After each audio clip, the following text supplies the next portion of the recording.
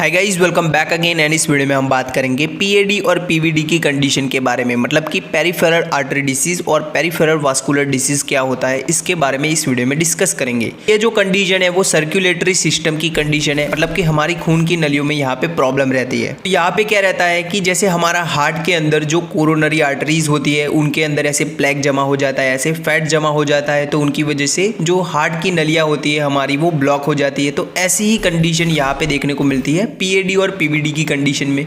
ये जो कंडीशन है वो पेरिफेरल, मतलब कि हमारे लिम्ब है, हाथ है, पैर है, तो उनमें देखने को मिलती है। ज़्यादा देखें तो ये पैरों के अंदर देखने को मिलती है। ये जो कंडीशन है वो इसमें भी ऐसे ही जो कोरोनरी आर्टरी के अंदर ऐसे फैट जमा हो जाता है जिनको बोलते हैं प्लेक, तो ऐसी कंडीशन देखने को मिलती है। उसके अलावा देखें तो यहाँ पे प्लेक है, then cholesterol, calcium, fibrous tissues और दूसरे मटीरियल भी यहाँ जमा होते हैं खून की नली है उसमें। तो उसकी वजह से क्या रहेगा कि खून अच्छे से हमारा पैर है उसको सप्लाई नहीं होगा और उसकी वजह से पैर जो है वो ऐसे गैंग्रीन बन सकता है, ऐसे काला पड़ सकता है, वो ऐसे सड़ भी सकता है। तो ऐसे खून की नली में जो फैट जमा होता है, प्लेक जमा होता है ऐसे, तो उसको बोलते हैं एथेरोस्क्लेरोसिस की कंडीशन। बाद में वो जो नली है वो ऐसे एथेरो मतलब कि यहाँ पे खून की नली, और स्क्लेरोसिस का मतलब होता है हार्डनिंग होना, मतलब कि यहाँ पे सख्त हो जाती है वो जो नली है वो। अब बात करते हैं कि यहाँ पे पीवीडी और पीएडी के कौन कौन से रिस्क फैक्टर्स होते हैं। तो रिस्क फैक्टर्स जो है वो कारण नहीं होते, सीधे ही ये इनडायरेक्टली अफेक्ट करते हैं जो कंडीशन है उसको।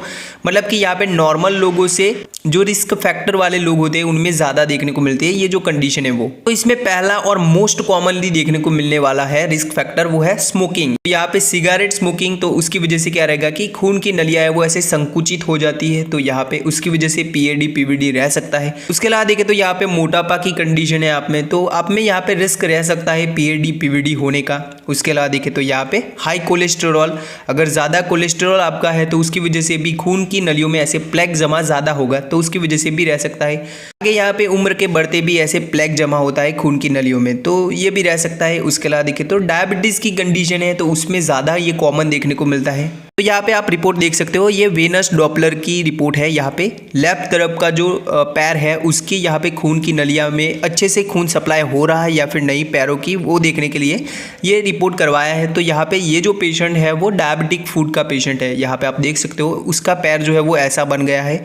तो यहाँ पे इस रिपोर्ट में देखते हैं, तो यहाँ पे आप देख सकते हो artery of the left lower limb, मतलब कि यहाँ पे एक्सटर्नल इलियक जो खून की नली होती है ये वाली, और कॉमन फीमोरल है ये वाली, देन सुपीरियर फीमोरल है, अपीयर नॉर्मल लिखा है, मतलब कि इन खून की नलियों में यहाँ पे कोई प्रॉब्लम नहीं है। देन आगे यहाँ पे लिखा है moderate atherosclerotic change are noted in left posterior tibial, anterior tibial and dorsalis pedis artery with resultant luminal narrowing and monophasic wave form. Atherosclerotic changes मतलब कि ऐसे प्लेक जमा हुआ है किस किस नलियों में, तो यहाँ पे लेफ्ट तरफ की पोस्टीरियर टिबियल आर्टरी होती है ये वाली, तो इसके अंदर। उसके अलावा देखें तो एंटीरियर टिबियल आर्टरी, मतलब कि इस वाली खून की नली में, और डोर्सालिस पेडिस, मतलब कि जो एंटीरियर टिबियल आर्टरी है वो आगे जाके डोर्सालिस पेडिस आर्टरी में बनती है, तो उस नली में यहाँ पे नैरोइंग हो गया है, उसके अंदर ऐसे खून का सप्लाई है वो कम हो गया है। यहाँ पे लिखा है मोनोफेजिक वेव। मोनोफेजिक आपको देखने को मिलता है रिपोर्ट में, आप जो विनस डॉपलर करवाते हो, डॉपलर स्टडी करवाते हो, तो उसमें मोनोफेजिक लिखा हुआ मिलता है, मोनोफेजिक वेव फॉर्म। तो ये दर्शाता है कि यहाँ पे खून की नली में है, यहाँ पे प्रॉपर सप्लाई नहीं हो रहा। और यहाँ पे नॉर्मली देखे तो ट्राइफेजिक लिखा है, ट्राइफेजिक वेव फॉर्म, तो वो नॉर्मल होता है। ओके, आगे यहाँ पे लिखा है suggestive of changes of the peripheral vascular disease, तो मतलब कि यहाँ पे खून की नली में कॉम्प्रोमाइज हुआ है और उसकी वजह से यहाँ पे इसका जो पैर है वो अच्छे से हील नहीं हो पा रहा। वैसे भी यहाँ पे डायबिटीज़ वाले जो पेशेंट होते हैं उनके अंदर जो हीलिंग पावर होता है वो कम होता है, मतलब कि जो वुंड है, जख्म है, वो ज़्यादा यहाँ पे जल्दी से हील नहीं हो पाता। और ऐसी कंडीशन में इस पेशेंट के अंदर यहाँ पे पेरिफेरल वास्कुलर डिजीज़ है, मतलब कि यहाँ पे खून की नली भी कॉम्प्रोमाइज़ है, तो इस पेशेंट में यहाँ पे ऐसा वुंड बन गया है, ऐसे जख्म बन गया है, उसको काफ़ी समय से यहाँ पे हील नहीं हो रहा। आगे यहाँ पे इस रिपोर्ट में आप देख सकते हो, आगे लिखा है there is a normal triphasic wave pattern noted in external iliac, common femoral और सुपीरियर फीमोरल आर्टरी, मतलब कि ये जो नलियाँ है इनमें ट्राइफेजिक वेव फॉर्म देखने को मिला है, मतलब कि खून अच्छे से से सप्लाई हो रहा है। यहाँ पे ट्राइफेजिक वेव फॉर्म लिखा है तो वो नॉर्मल होता है। देन नीचे यहाँ पे लिखा है monophasic wave form noted in posterior tibial, anterior tibial and dorsalis pedis artery. तो यहाँ पे इन खून की नलियों में कॉम्प्रोमाइज है। यहाँ पे इंप्रेशन में लिखा है suggestive changes of the peripheral vascular disease, और नीचे लिखा है no evidence of the deep venous thrombosis, मतलब कि खून की नलियों में यहाँ पे खून का गत्था नहीं जमा, वो देखने को नहीं मिला। यहाँ पे देखने को मिला है पेरिफेरल वास्कुलर डिसीज। करते हैं कि पीवीडी की कंडीशन है, पीएडी की कंडीशन है, तो इसमें कौन कौन से लक्षण देखने को मिलते हैं। तो यहाँ पे ये जो कंडीशन है वो ज़्यादातर लिम्ब के अंदर देखने को मिलती है, मतलब कि लोअर लिम्ब, मतलब कि पैरों के अंदर ज़्यादा देखने को मिलती है।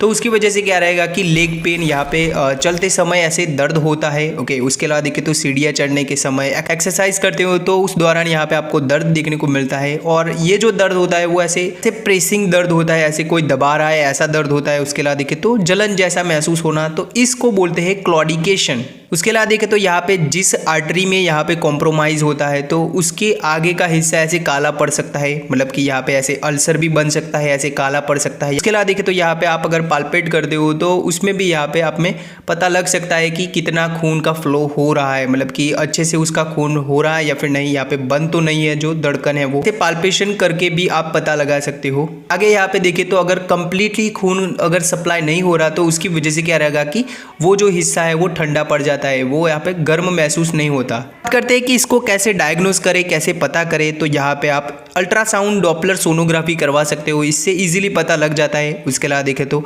ऐसे फिजिकल एग्जामिनेशन करके भी देख सकते हो, मतलब कि ऐसे काला भाग बन गया है तो उसकी खून की नलियों में अच्छे से खून सप्लाई हो रहा है या फिर नहीं, उसकी धड़कन आप चेक कर सकते हो, ऐसे पल्स चेक कर सकते हो, तो ये भी कर सकते हो आप।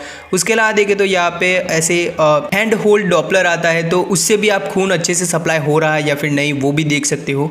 आगे यहाँ पे आप सिटी एंजियोग्राफी करवा सकते हो यहाँ पे। उसके अलावा देखें तो एमआरआई भी करवा सकते हो, मैग्नेटिक रेजोनेंस एंजियोग्राफी भी करवा सकते हो। उसके अलावा देखें तो यहाँ पे आप एंकल ब्रेकियल इंडेक्स भी कर सकते हो, मतलब कि यहाँ पे जो एंकल का एरिया होता है यहाँ पे बीपी कफ लगा के फिर उसका जो सिस्टोलिक ब्लड प्रेशर होता है, मतलब कि ऊपर का प्रेशर होता है वो, और यहाँ पे हाथों के ऊपर ऐसे बीपी कफ लगा के फिर हाथों का जो सिस्टोलिक प्रेशर होता है वो उसको डिवाइड करना रहता है, मतलब कि यहाँ पे एंकल सिस्टोलिक प्रेशर होता है उसको आर्म सिस्टोलिक प्रेशर से डिवाइड करना रहता है। तो ये इंडेक्स को देखना रहता है, ये नॉर्मली रहता है यहाँ पे, ये नॉर्मली रहता है यहाँ पे 0.9 से लेके 1.3 तक। तो यहाँ पे आप स्पिग्मोमैनोमीटर से बीपी को कैसे नाप सकते हो, इसके ऊपर में हमने डेडिकेटेड वीडियो बनाया है, तो वो भी देख सकते हो आप। बात करते हैं कि पीवीडी और पीएडी की कंडीशन में यहाँ पे कौन कौन से ट्रीटमेंट ऑप्शन रहते हैं। तो यहाँ पे देखें तो अगर आपका वजन ज़्यादा है तो आप उसको कम कर सकते हो। देन आपका कोलेस्ट्रॉल है उसको मेंटेन रख सकते हो। आपकी हाई ब्लड प्रेशर की कंडीशन है तो उसको मेंटेन रख सकते हो। डायबिटीज़ की कंडीशन है तो उसको मेंटेन रख सकते हो। इसके अलावा देखें तो यहाँ पे एंटी प्लेटलेट एजेंट जैसे कि एस्पिरिन है तो उसका यूज़ कर सकते हो। इसके अलावा देखें तो यहाँ पे आप ऐसी दवाइयाँ भी आती है जिनमें देखें तो कोलेस्ट्रॉल की दवाइयाँ भी साथ में होती है, खून को पतला करने की भी दवाई साथ में होती है, मतलब कि जो एस्पिरिन होती है वो खून को पतला करने वाली दवाई होती है और यहाँ पे कोलेस्ट्रॉल की दवाई भी साथ में रहती है। एग्जाम्पल के तौर पे यहाँ पे आप देख सकते हो एटोरवास्टेटिन है, एस्पिरिन है, तो ये भी ले सकते हो। उसके अलावा देखें तो यहाँ पे इसका सर्जिकल ऑप्शन भी रहता है, मतलब कि यहाँ पे ग्राफ्ट लगाते हैं, जो खून की नली का कुछ हिस्सा यहाँ पे बदल के खून की नली का दूसरा हिस्सा यहाँ पे अटैच कर देते हैं, तो ये भी आप कर सकते हो। इसके अलावा देखें तो यहाँ पे आपको स्मोकिंग को बंद कर देना है, उसकी वजह से ज्यादातर देखने को मिलता है, तो उसको बंद कर देना है, स्मोकिंग को नहीं करना है। ये था पीएडी और पीवीडी का कंडीशन। आई होप आपको इस वीडियो से कुछ जानने को मिला होगा। Thank you.